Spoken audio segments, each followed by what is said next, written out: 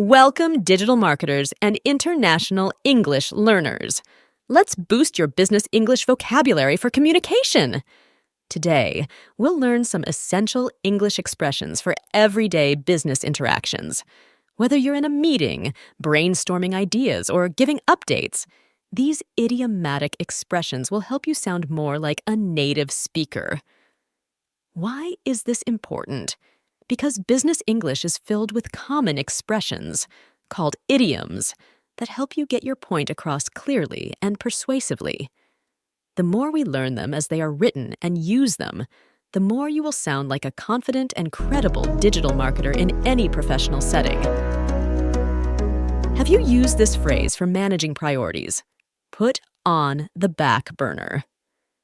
This expression means temporarily delaying or postponing a task to focus on something more urgent or important. You can imagine a stove that you cook on that has multiple burners. Cooks use the front burners for cooking tasks that need immediate attention.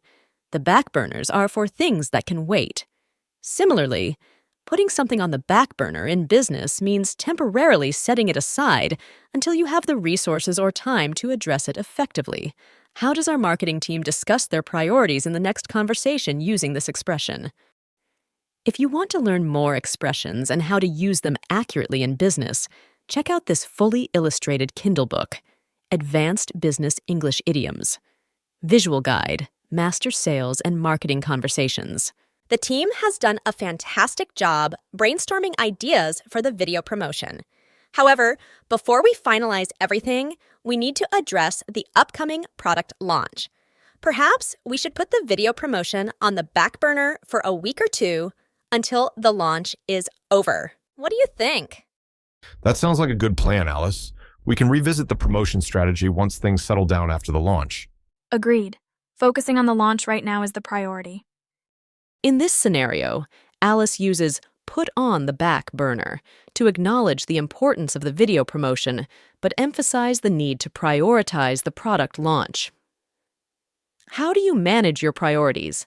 Let's say you're a freelance writer with a tight deadline for a blog post. However, you also just received an email from a high-profile potential client requesting a sample of your work. What would you consider putting on the back burner in this situation? A. Responding to the potential client's email. B. Finishing the blog post to meet the deadline. C. Taking a lunch break. The best answer is A. Responding to the potential client's email. While the blog post deadline is important, building a relationship with a high-profile client could be a significant opportunity. You can explain the situation to the blog editor and request a short extension to prioritize the potential client's request. In your team conversations, use the expression put on the back burner for managing your workload and prioritizing tasks effectively. This helps everyone agree a task is important, but there are more urgent things right now. It keeps projects moving smoothly. Now, here is a word that emphasizes the power of collaboration. Synergy. Synergy, a noun, means when things work together well, the overall result is more impactful than what could be achieved by each element alone. The word synergy comes from the Greek word synergia, which means working together. Let's listen in as the team leader, Alice, encourages the team's spirit and uses the word synergy. This team is fantastic! The video script, the animation ideas, and the promotion strategy are all coming together beautifully. This is a great example of synergy in action. Thanks, Alice. Working with everyone's strengths is definitely making this project a success. Absolutely. By combining our expertise, we're creating something truly unique and effective. In this example, Alice highlights the synergy created by the team. Each member brings their individual skills and perspectives to the table, and by working together, they achieve a result that surpasses what they could have accomplished individually. Imagine you're working on a new marketing campaign at your company. Your team has a mix of talents, from social media experts to graphic designers. How can you leverage synergy to achieve the best possible outcome? A. Each team member works on their assigned task independently. B.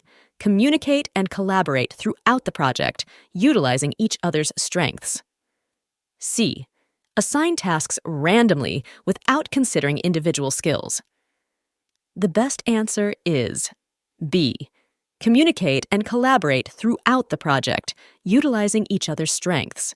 Synergy thrives on teamwork. Teamwork makes the dream work. When you work together and share ideas, you can achieve amazing things, even better than anyone could alone. So, the next time you're working on a project, remember the power of synergy. Collaboration and teamwork can lead to truly remarkable results that exceed individual efforts. We just discussed the power of synergy in business. Now, let's learn about a key ingredient for achieving synergy. That is the expression, staying in the loop. When you are in the loop, it means you are receiving the latest information on developments, decisions, or progress related to a project, team, or situation. It essentially means you're up to speed on what's happening. While the exact origin is unclear, we know that in military operations, maintaining clear communication lines is crucial. Officers need to effectively pass orders to soldiers and ensure feedback flows back. This creates a feedback loop that keeps everyone informed about critical information. The term "in the loop" may have emerged to describe those who are part of this vital communication circle, individuals informed of important updates and involved in key decisions. Over time, this phrase has come to mean belonging to any group that shares specific knowledge or participates in making critical decisions. By ensuring everyone involved is in the loop, you can expect better collaboration, informed decision-making, and ultimately, a stronger foundation for achieving synergy within your team or business. How does the team use the expression "in the loop"? Everyone, before we wrap up, is there anything else anyone needs to discuss or any updates to share? No, everything seems to be on track with the video script. Great. Just to keep everyone in the loop, I'll send out a finalized list of the animation assets we'll need by the end of the day. Sounds good, Carol. That will help me stay on top of the storyboard creation. In this team meeting, Carol uses "in the loop" to ensure everyone on the team receives the information they need to move forward with their tasks. If you're working on a freelance project with a client who tends to be forgetful, how can you ensure you stay in the loop about project expectations and deadlines? A. Avoid communication and hope for the best. B. Schedule regular check-in meetings or calls with the client. C. Only respond to the client's emails when they contact you.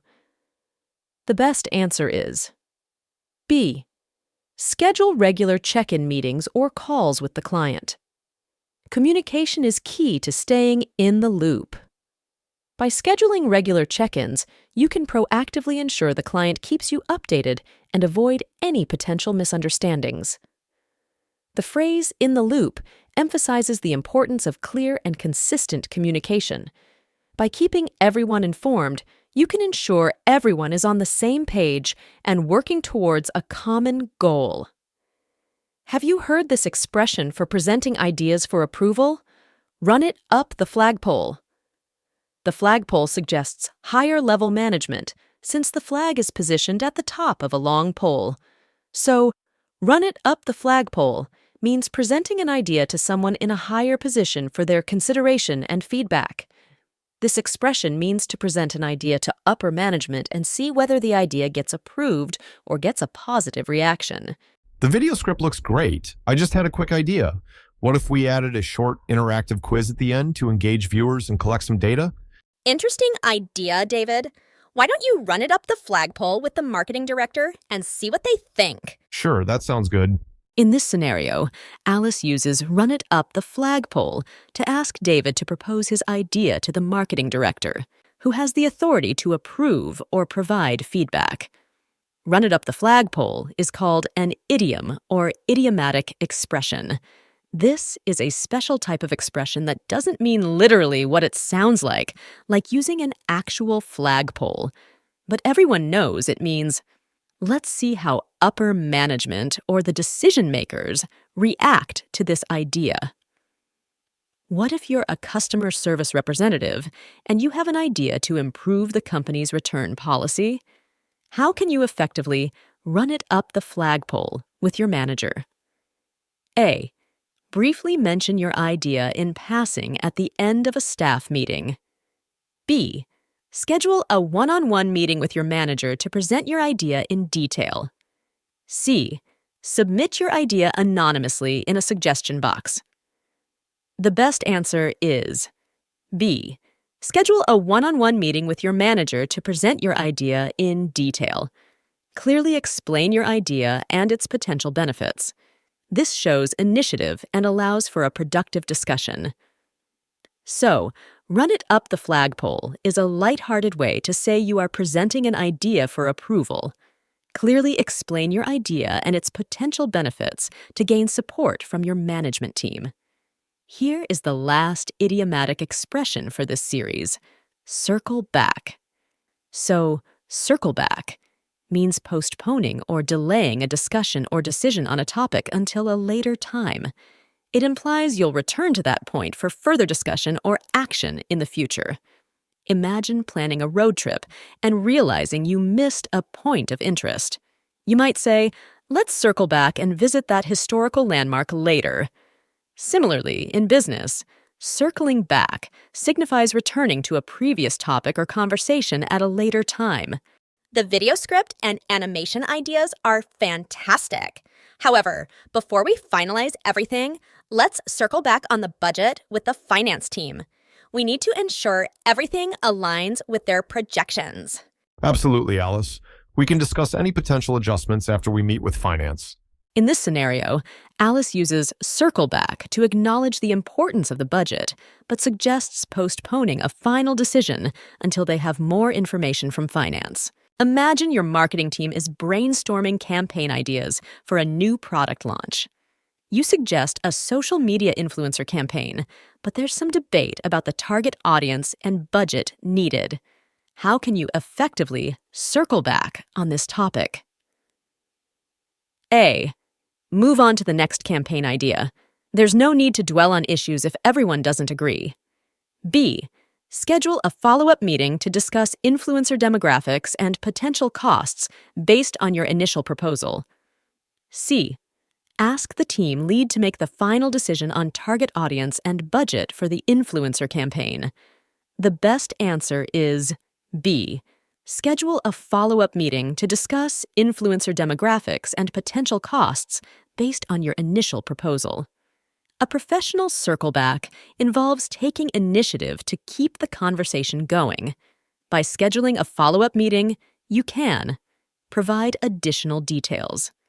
You can present data on influencer demographics to support your target audience selection. Address budget concerns. You can research potential costs for influencer partnerships and propose a budget allocation that aligns with the campaign goals. Facilitate further discussion. The meeting allows for open communication and collaboration among the team members to reach a consensus on the influencer campaign strategy. Which business English expressions do you have the most difficulty with? Leave a comment below, and we will answer any questions you have. Thank you for watching this video. I am very pleased that you clicked to watch it. If you learned any useful information you can use in your business meetings, please let me know. Please like and subscribe to be notified of related videos.